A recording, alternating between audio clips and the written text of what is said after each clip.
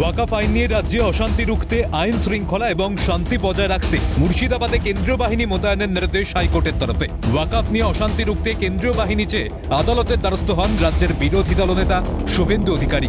শনিবার এই মামলায় হাইকোর্টে বিশেষ ডিভিশন বেঞ্চ গঠন করা হয় বিচারপতি সৌমেন সেন ও বিচারপতি রাজা বসু চৌধুরীর এজলাসে। শনিবার আদালতে শুভেন্দু অধিকারীর আইনজীবী সৌম মজুমদার জানান, গ্রন্থাগার মন্ত্রী সভা থেকে প্রকাশ্যে ঘোষণা করেছেন প্রতিদিন কলকাতা সহ রাজ্যের বিভিন্ন প্রান্তে বিক্ষোভ হবে। প্রতিদিন শহরের 10 জায়গায় 10,000 লোকের জমায়েত করে বিক্ষোভ দেখানোর নির্দেশ দিয়েছেন তিনি। রাজারহাট, নিউ টাউন, জোকা, আমতলা সর্বত্র অশান্তি ছড়িয়েছে। ধর্মীয় অশান্তিতে উস্কানি, উৎপত্তিস্থল মুর্শিদাবাদ। শামশেরগঞ্জের অবস্থা ভয়াবহ, ভাঙচুর, সরকারি সম্পত্তি নষ্ট, খুন। জেলা শাসকের অনুরোধে বিএসএফ টহলদারি শুরু হয়েছে, পুলিশ কিছুই করতে পারছে না। দক্ষিণ 24 পরগনায় নতুন করে অশান্তি ছড়িয়েছে। জোকা থেকে রাজারহাট।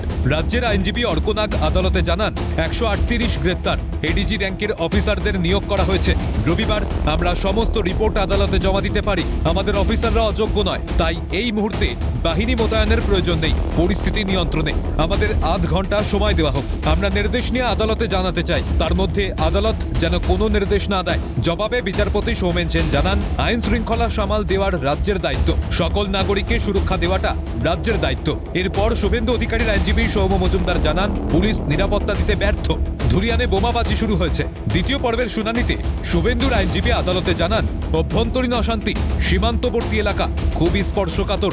রাজ্যে কোনো ভয়াবহ ঘটনার, বিশেষ করে সীমান্তবর্তী এলাকায় মানুষের নিরাপত্তা বিঘ্নিত হওয়ার পরিস্থিতি তৈরি হলে কেন্দ্রের দায়িত্ব সাধারণ মানুষের নিরাপত্তা সুনিশ্চিত করা। সেক্ষেত্রে কেন্দ্র বাহিনী মোতায়েন করতেই পারে। ফরাক্কায় ধুলিয়ান পুরসভার 6 নম্বর ওয়ার্ডে বোমাবাজি, পরিস্থিতি নিয়ন্ত্রণের বাইরে, পুলিশ সামাল দিতে ব্যর্থ। আর্টিকেল 355 ধারা অনুযায়ী রাজ্যের অভ্যন্তরীণ বিষয়গুলিতেও সমস্যা হলে কেন্দ্র হস্তক্ষেপ করতে পারে। নাগরিকদের নিরাপত্তা সুনিশ্চিত করা প্রয়োজন। পাল্টা রাজ্যের আইনজীবী কল্যাণ বন্দ্যোপাধ্যায় জানান, 6 কোম্পানি, বিএসএফ, 1000 পুলিশ, এডিজি, ডিআইজিরা রয়েছে। 138 জন গ্রেফতার। পরিস্থিতি নিয়ন্ত্রণে কেন্দ্রীয় বাহিনীর প্রয়োজন নেই। 1 নম্বর পিটিশনার রাজ্যের বিরোধী দলনেতা শুভেন্দু অধিকারী এবং 2 নম্বর পিটিশনার আইনজীবী তথা বিজেপি নেতা তরুণজ্যোতি তিওয়ারি। তাই এটা সম্পূর্ণ রাজনৈতিক অভিসন্ধি। আইন শৃঙ্খলা রক্ষার পরিস্থিতি হলে সেটা পুলিশের দায়িত্ব। যাদবপুরে পুলিশকে পেটানো হয়েছে, ডিজিপি ঘটনাস্থলে যাচ্ছেন। শুভেন্দু অধিকারী সব মামলার আর্টিকেল 355 করতে চান। এই পরিস্থিতিতে প্যারামিলিটারি ফোর্স মোতায়েন করা হলে আমাদের কোনো সমস্যা নেই, তবে রাজনৈতিক স্বার্থ চরিতার্থ করতেই এটা করেছেন মামলাকারীরা। একই সঙ্গে রাজ্যের অপর আইনজীবী অর্কনাগ জানান, মুর্শিদাবাদের এই এলাকার সমস্ত মানুষকে শান্তি বজায় রাখার অনুরোধ করেছেন মুখ্যমন্ত্রী মমতা বন্দ্যোপাধ্যায়। পাল্টা শুভেন্দু আইনজীবী জানান, দক্ষিণ 24 পরগনার আমতলাতেও অশান্তি হচ্ছে। এই বক্তব্যের বিরোধিতা করে রাজ্যের আইনজীবী কল্যাণ বন্দ্যোপাধ্যায় জানান, দক্ষিণ 24 পরগনায় কোনো ঘটনা ঘটেনি, মামলাকারীরা প্ররোচনামূলক তথ্য দিতে পারে না। শুভেন্দুর আইনজীবী আরও জানান, বিএসএফ আছে, কিন্তু গোটা ফোর্সটা তো আর সীমান্ত থেকে উঠিয়ে আনা যায় না। রাজ্যের আর এক আইনজীবী অর্কনাগ জানান, কেন্দ্রীয় বাহিনী আনলে রাজ্যের খরচ বাড়বে। পাল্টা শুভেন্দুর আইনজীবী জানান, খরচের থেকে মানুষের নিরাপত্তা বেশি গুরুত্বপূর্ণ। বিচারপতিও জানান, মানুষের নিরাপত্তা আগে। এরপর রাজ্যের বর্ষিয়ান আইনজীবী কল্যাণ বন্দ্যোপাধ্যায় জানান, এটা রাজনৈতিক উদ্দেশ্যে করা হচ্ছে। আইন শৃঙ্খলা রাজ্যের বিষয়, এখানে কেন্দ্রীয় বাহিনী স্বাধীনভাবে কাজ করতে পারে না।